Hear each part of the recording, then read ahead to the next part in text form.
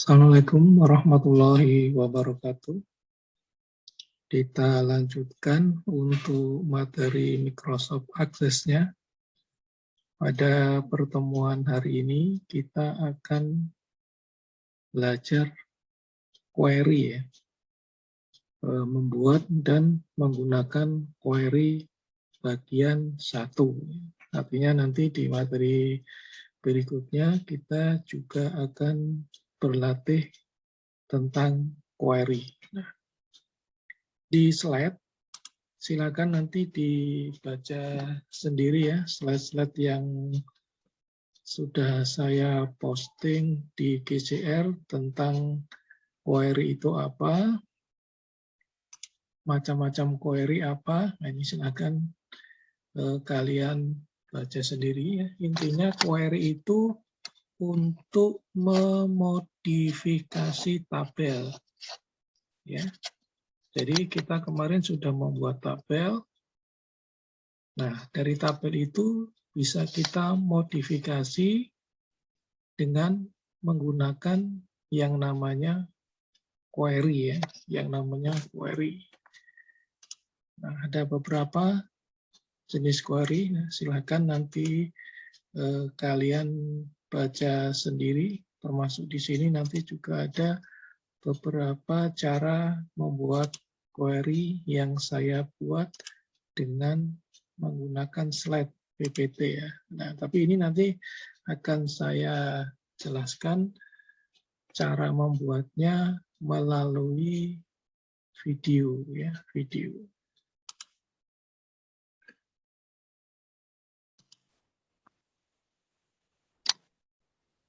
Dulu pada pertemuan yang ketiga kita pernah membuat sebuah database pasien ya. Ada dokter, ada obat, kemudian ada pasien, ada pemberian obat, ada periksa.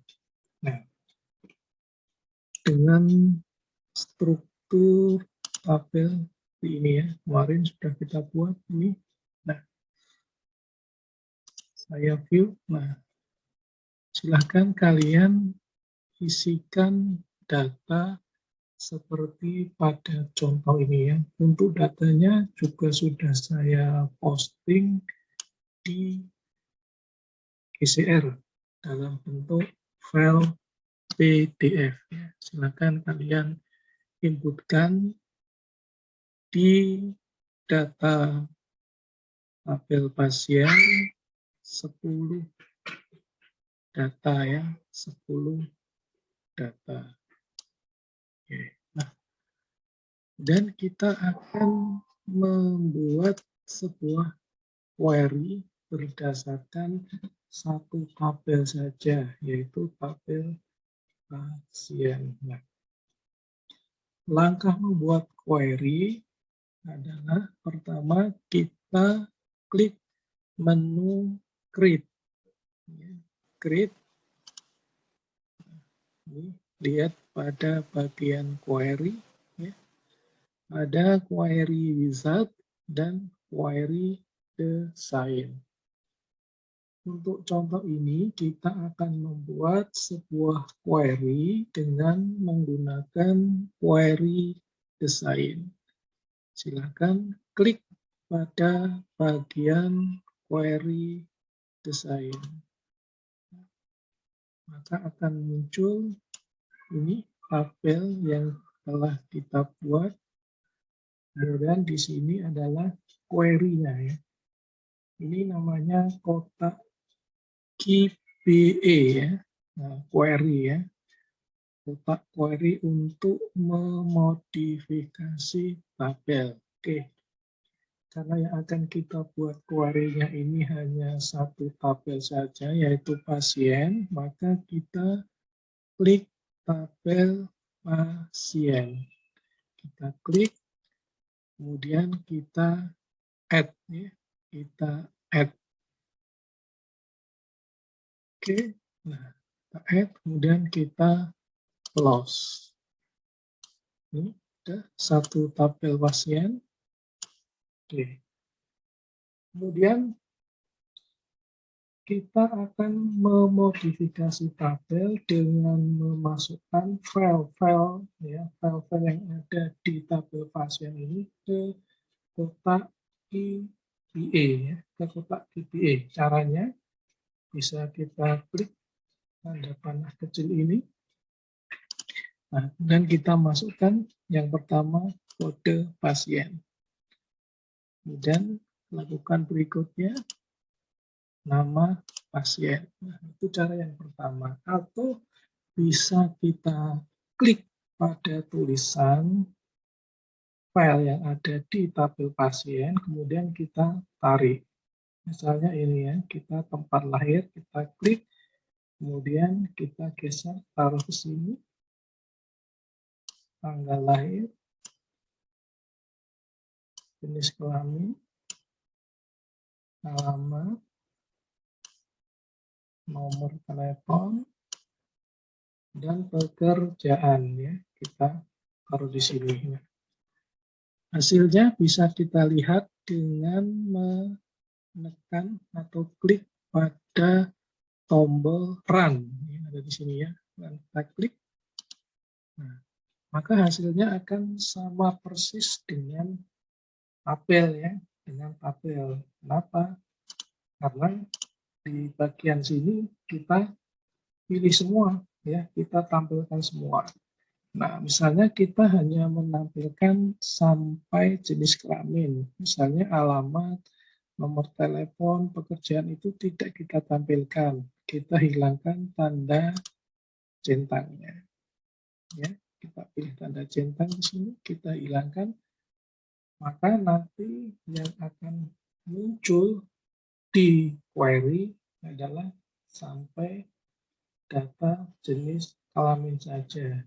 Jadi di sini kita bisa menyeleksi bagian mana yang akan ditampilkan di dalam query. Jadi intinya query itu juga tabel ya, tapi tabel yang sudah dimodifikasi ya, sudah dimodifikasi. Ya. Sehingga fungsi dari query salah satunya adalah untuk memodifikasi tampilan tabel seperti ini tadi ya, mana yang mau ditampilkan dan mana yang tidak ditampilkan dengan menghilangkan tanda centang. Oke. Kemudian fungsi yang lain juga bisa kita menggunakan fungsi pengurutan sort ya. Misalnya saya klik pada kolom nama pasien, kemudian saya urutkan ascending, artinya dari yang mulai nama depannya hurufnya A ke abjad belakangnya ya. Oke, ini ascending, saya run. Oke, kita lihat di sini nama pasien sesuai dengan abjad yang terkecil yaitu A. Kalau misalnya saya ganti ke cascading, maka kebalikannya nanti. Nah, kebalikannya mulai abjad yang besar ke yang terkecil ya. Tergantung kita mau mengurutkan pada file yang mana ya. Oke, jika kita ingin menghilangkan kriteria, maka kita tinggal pilih not sort. Artinya hasilnya akan kembali seperti semula. Oke. Nah, fungsi lain dari query, untuk query yang ini tadi ya, yang query select query ya, select query kita bisa memilih atau menampilkan misalnya nama pasien yang huruf depannya A saja, misalnya ini kolom nama pasien ya. Oke, formulanya, caranya klik pada baris kriteria, kemudian kita tulis like, kemudian tanda petik 2, Ya, bukan petik-petik ya, tapi tanda petik 2, like, kemudian huruf A, terus tanda bintang, kemudian huruf tanda petik 2 lagi. Nah, di sini kita memberikan suatu perintah supaya query hanya menampilkan nama pasien yang berawalan huruf A. Oke, kita jalankan, kita run. Nah, maka yang muncul, yang ditampilkan di tabel itu adalah nama pasien yang huruf depannya adalah A. Ya, huruf depannya adalah A.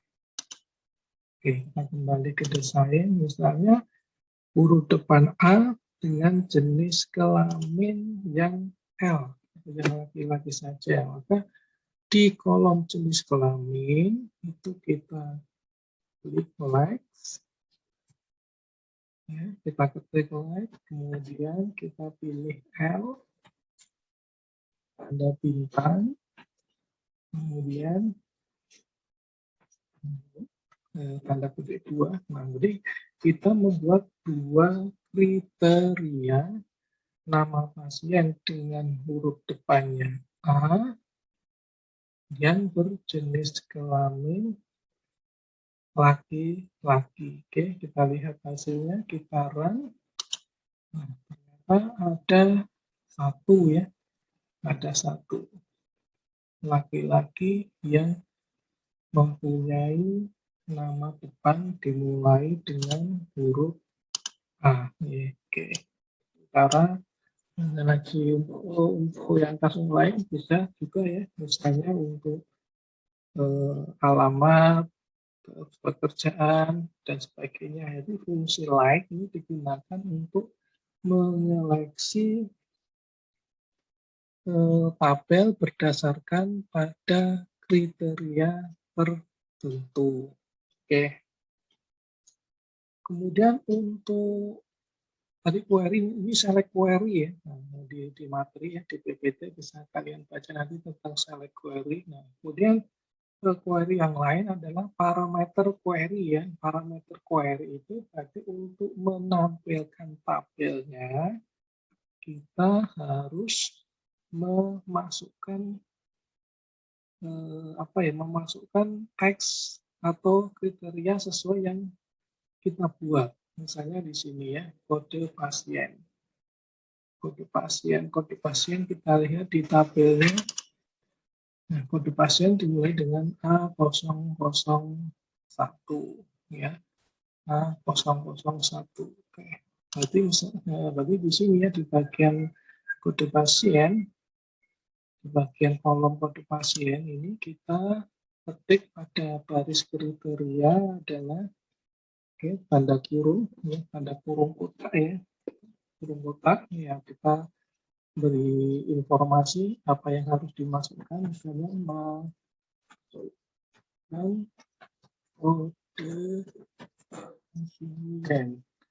Kemudian kita tutup dengan tanda kurung kotak ya, tanda kurung kotak.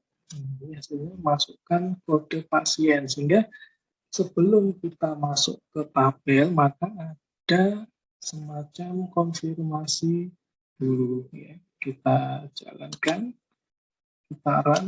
Nah, ini parameter value ya. Masukkan kode pasien. Kita masukkan dulu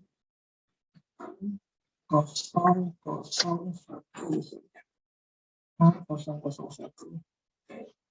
Nah, maka yang akan tampil adalah pasien dengan kode A001.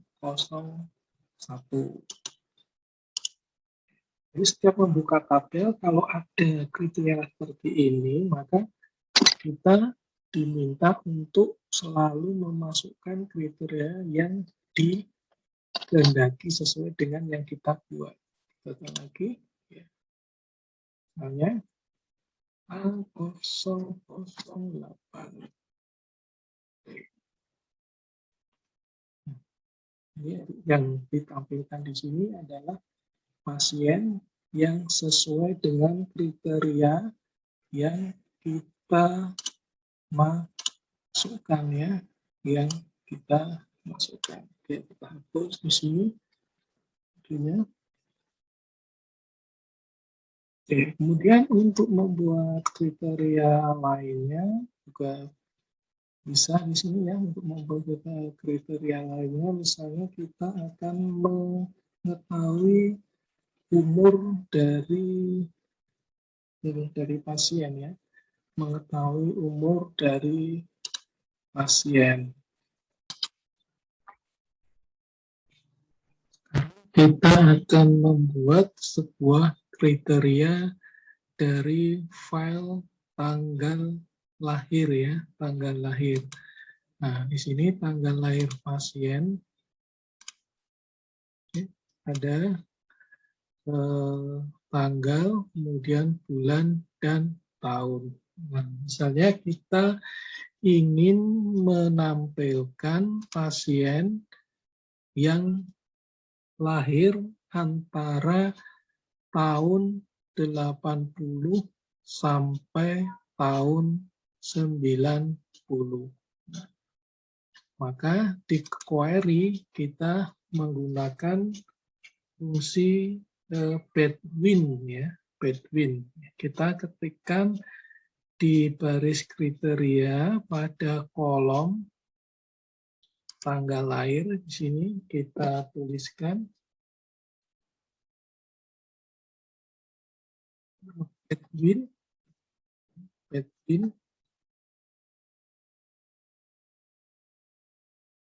geser di sini ya, Bedouin, kemudian pagar 1 garis miring 1 garis miring 80 ya. Artinya kita mulai dengan tanggal 1 Januari tahun 1980. Kemudian pagar tuliskan N, pagar 12 itu bulan ya, bulan Desember tanggal 31 tahun 90. Nah, pagar ya, pagar. Oke. Jadi yang pasien yang lahir antara tanggal 1 Januari tahun 1980 sampai tanggal 31 Desember tahun 1990. Oke, kita lihat hasilnya sekarang. Nah, maka yang akan ditampilkan di dalam tabel query adalah tadi ya, kriteria dari tahun 80 sampai tahun 90 ya. Yang tahun 70-an dan di atas 90 tidak ditampilkan. Hapus ini. Kemudian kita juga bisa menghitung berapa umur pasien pada tahun ini ya, atau mungkin pada tahun 2000 awal atau akhir 2021 atau awal 2022 itu umur pasien berapa? Karena di tabel ini kan kita tidak membuat umur pasien. Umur pasien tidak diketahui. Di sini hanya tanggal lahirnya saja. Nah, dari tanggal lahir, tanggal, bulan, dan tahun, itu bisa kita hitung berapa umur dari pasien tersebut. Ya, kita gunakan query, kemudian kita buat rumus di sebelah ya, kolom yang kosong di sini ya, kolom yang kosong di sebelah kanan kolom pekerjaan. Nah, di sini kita ketikkan rumusnya. Nama filenya adalah umur, tulis dulu umur, kemudian titik 2, terusnya date, ya, date if, ya, if, kemudian kita kurung, tanda petik, tuliskan Y 4 kali. Ini menunjukkan tahun, ya, menunjukkan tahun. Dan kita tanda petik 2, titik koma, kurung kotak, dan kita tanggal lahir, kemudian dengan kurung kotak, kemudian titik koma, sebagai pembanding kita masukkan tanda petik 2 lagi, ya, kayak ini Januari, ya, 01 misalnya tahun 2022, ini sebagai sampai tahun awal dari 2022 itu umurnya berapa, gitu. Dan kita centang, ya, supaya tampil. Nah, oke, centang. Maka hasilnya adalah, nah, masih ada yang salah ini, umur, ya. Maka akan ada data baru di sebelah kanan, ya, kolom sebelah kanan, umur ini berdasarkan pada tanggal lahir, ya, berdasarkan tanggal lahir. Misalnya yang umurnya tanggal kelahiran 1980, maka awal tahun 2022 maka akan kurang lebih umurnya adalah 42. Oke, ya. Oke, itu saja untuk pembahasan query bagian pertama kali ini. Kita lanjutkan pertemuan berikutnya tentang query tetapi menggunakan 2 tabel. Kalau di sini ada 14, ya, nanti kita gabung dengan tabel yang lain. Oke. Selamat mencoba. Assalamualaikum warahmatullahi wabarakatuh.